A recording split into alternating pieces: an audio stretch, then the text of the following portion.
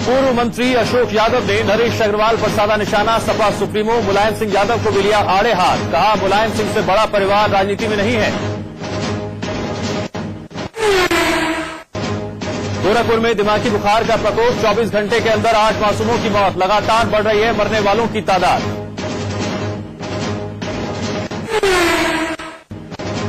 शामली में दिन दहाड़े छात्रों को 3 बाइक सवारों ने मारी गोली। छात्रा की हालत गंभीर। पुलिस ने शुरू की मामले की पड़ताल।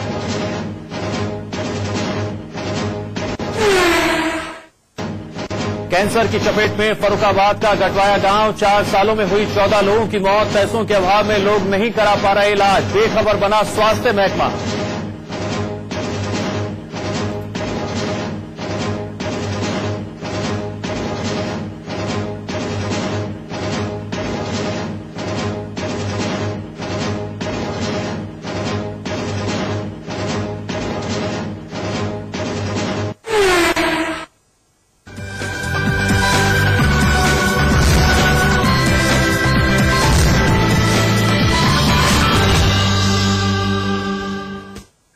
नमस्कार, आप सभी दर्शकों का बहुत बहुत स्वागत है हमारी खास पेशकश प्रॉपर्टी एक्सपर्ट में। मैं हूं आपके साथ दिव्यांश शर्मा।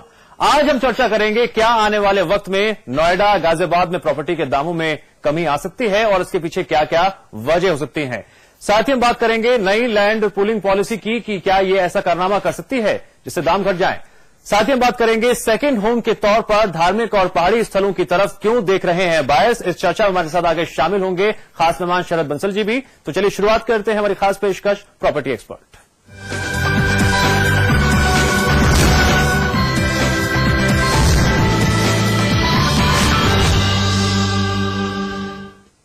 क्या गुड़गांव और नोएडा में प्रॉपर्टी के दामों में तेजी पर लगाम लगाई जा सकती है? उम्मीद जताई जा रही है दिल्ली की नई लैंड पूलिंग पॉलिसी ये कारनामा कर सकती है। क्या इस पॉलिसी में इतना मादा है, ये बड़ा सवाल है।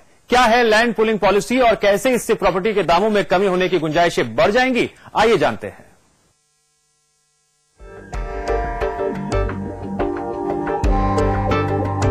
क्या एनसीआर में प्रॉपर्टी के दाम कम होने की गुंजाइश है? आने वाले सालों में क्या कभी ऐसा हो पाएगा? क्योंकि पूरे एनसीआर में प्रॉपर्टी के दाम साल दर साल बढ़ जो रहे हैं और अफोर्डेबल घर का सपना सिर्फ एक सपना बनकर रह गया है। लेकिन नई लैंड पूलिंग पॉलिसी से न सिर्फ बढ़ते हुए दामों पे लगाम लग सकती है, बल्कि जानकार तो ये भी कह रहे हैं कि इस पॉलिसी से पूरे एनसीआर में प्रॉपर्टी के दाम घटने की गुंजाइशें भी बढ़ जाएंगी।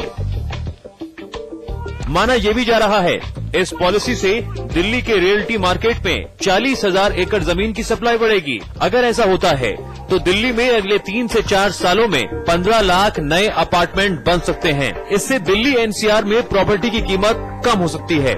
आइए सबसे पहले समझते हैं क्या है लैंड पूलिंग नीति। भूमि अधिग्रहण से अलग है ये नीति। दिल्ली में अभी भूमि अधिग्रहण नीति अपनाई जाती है। डीडीए किसानों की भूमि का अधिग्रहण करता है और इसके एवज में निर्धारित धनराशि दी जाती है। लेकिन अब ऐसा नहीं होगा। अब किसान एक रियल एस्टेट कंपनी बना सकते हैं या किसी रियल एस्टेट कंपनी को अपनी जमीन बेच सकते हैं। इस कंपनी के पास कम से कम 3 हेक्टेयर जमीन होनी चाहिए। ये कंपनी जमीन के एक निर्धारित हिस्से का विकास करके वहाँ फ्लैट बनाकर बेचेगी, जबकि दूसरा हिस्सा डीडीए को सौंप देगी, जहाँ डीडीए सामुदायिक सुविधाएं उपलब्ध कराएगा। इसमें सड़क, सीवर, अस्पताल, पुलिस स्टेशन, पार्क आदि शामिल होंगे। दिल्ली डेवलपमेंट अथॉरिटी ने कुछ समय पहले ही इस पॉलिसी का ऐलान किया था।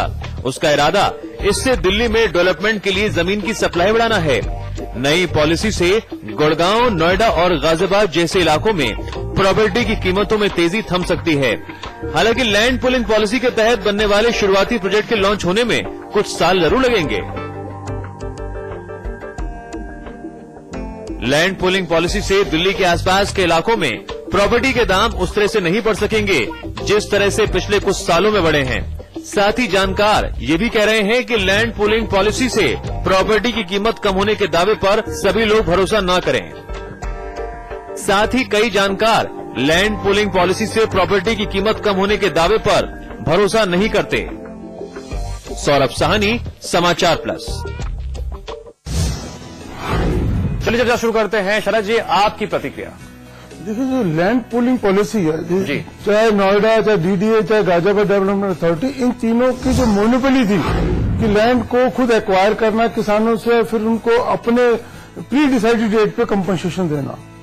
उससे क्या था कि इनकी मोनोपोली थी, लैंड खुद ही डेवलप करेंगे, खुद ही अलॉट करेंगे और बिल्डरों से मनमानी रेट लेंगे। उस मोनोपोली को तोड़ने के लिए लैंड पूलिंग पॉलिसी बनी गई कि आप किसान से डायरेक्ट जमीन ले सकते हैं।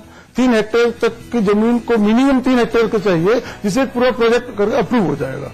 इसके नेगेटिव पॉजिटिव दोनों ही पॉइंट है। जहां तक इसके रेट बढ़ने की बात है, जो गवर्नमेंट की मोनोपोली टूट के जो बिल्डर लॉबी में आ जाएगा, बिल्डर डेवलपर के ऊपर डिपेंड करेगा कॉस्ट कम ज्यादा करना। आज तक की पिछले 20 साल की हिस्ट्री उठा के देख लें, कभी किसी प्रॉपर्टी की कीमत कम नहीं हुई है। सेल में, रीसेल और उसमें तो डिमांड सप्लाई में कमी हो जाएगी, लेकिन जो एक बार प्राइस फिक्स कर दिया जाता है, चाहे तो कोई अथॉरिटी फिक्स करे, डीडीए, नोएडा अथॉरिटी है, गाजियाबाद डेवलपमेंट अथॉरिटी और कोई बिल्डर, कभी किसी ने प्रॉपर्टी के रेट कम इसलिए नहीं करे कि बिक नहीं रहा है, वो उसके लिए अनाप शनाप स्कीम बना के कुछ करके डिस्काउंट और तरीके के दे देंगे, लेकिन प्रॉपर्टी के दाम आज तक कभी कम नहीं हुआ। नंबर 1। नंबर 2, जब बिल्डर अपने अपनी पसंद के मकान बनाएंगे, अपने अपनी पसंद की जो स्कीमें बनाएंगे 3 हेक्टेयर से और ऊपर से बड़े में, उसमें क्या हो, जो सिटी का स्टैटिक लुक है, सुंदरता है सिटी की, वो खत्म हो जाएगी।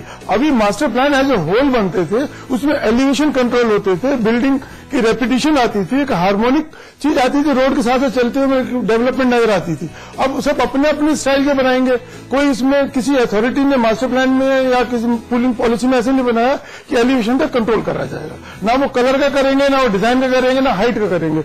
जो एक अर्बन हाइट कमीशन है, इसका बड़ा अहम रोल आ जाता है। इस चीज को एग्जामिन करे कि लैंड पूलिंग पॉलिसी में जो जितनी बिल्डिंगें बनेंगी वो उनके द्वारा पास होंगे, वो मास्टर प्लान के तहत उसकी वो पूरी स्टैटिक लुक का ध्यान रखा जाएगा। सिटी की जो ऑलरेडी एग्जिस्टिंग जो रख रखाव है उसमें परिवर्तन नहीं आना चाहिए, नहीं तो सिटी का जो कल्चर है वो डैमेज हो जाएगा।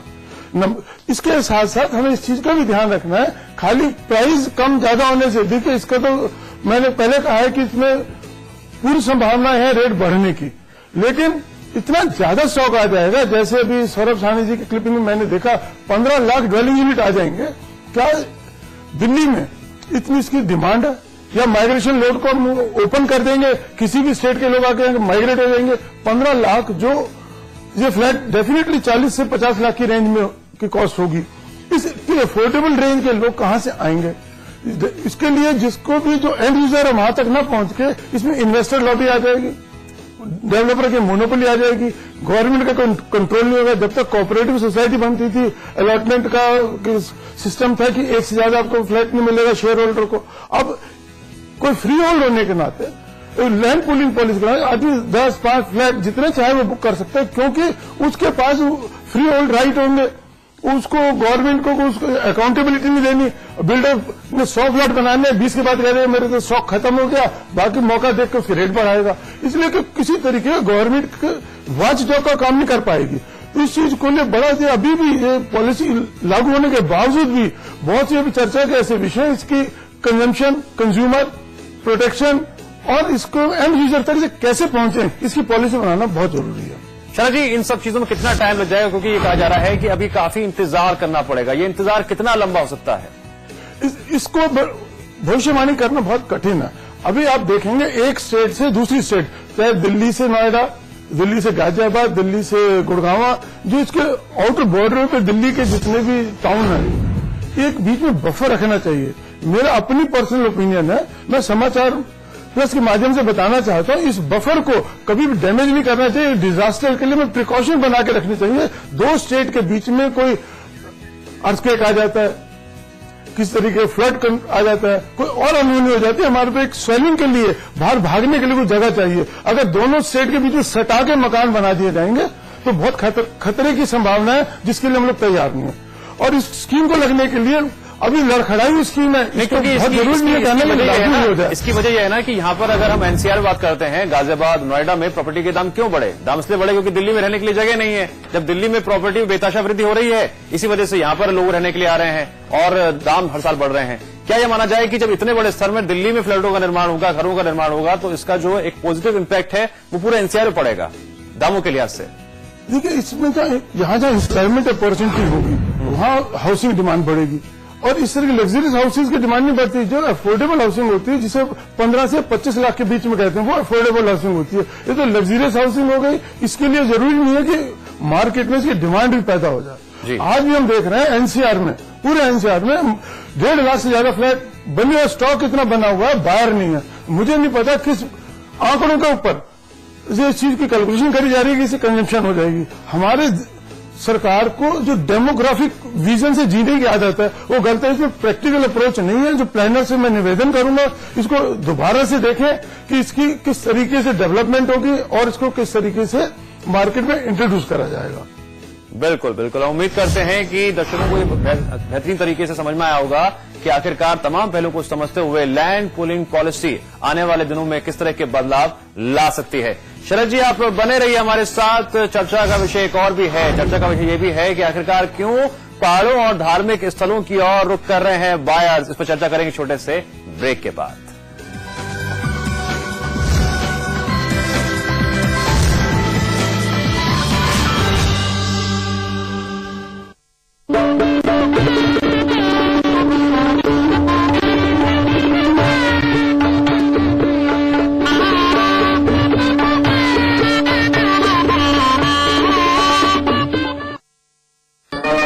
ये कहानी है आवारा हूँ बॉलीवुड के शोमैन की। प्यार हुआ इकरार हुआ है प्यार। ये कहानी है राज कपूर की।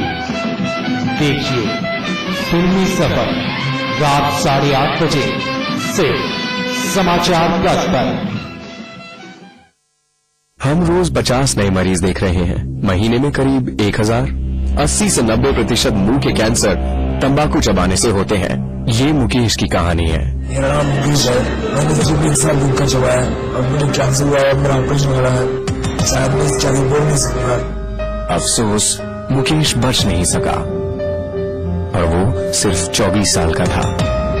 खैनी, पान, गुटखा, पान मसाला सब जानलेवा है।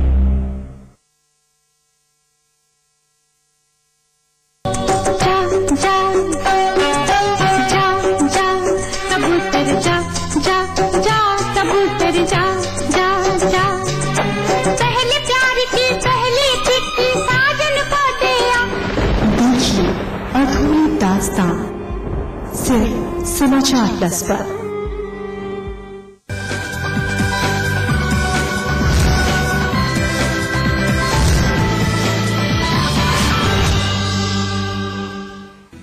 स्वागत है ब्रेक के बाद। पहाड़ों और धार्मिक नगरों पर लग्जरी हॉलिडे होम का ट्रेंड फिर से बढ़ने लगा है। जी हां, देश की टॉप रियल एस्टेट कंपनियां इस मांग को पूरा करने के लिए कई बड़े प्रोजेक्ट्स पर काम कर रही हैं। इस लॉकडाउन के चलते शहरी मार्केट में सेल्स सुस्त है। रिटायर्ड इंडस्ट्रियलिस्ट्स और टॉप एग्जीक्यूटिव्स शहर की भागम भाग और भीड़ भाड़ से बचने के लिए पहाड़ी इलाकों और धार्मिक नगरों में दूसरे घर की तलाश कर रहे हैं।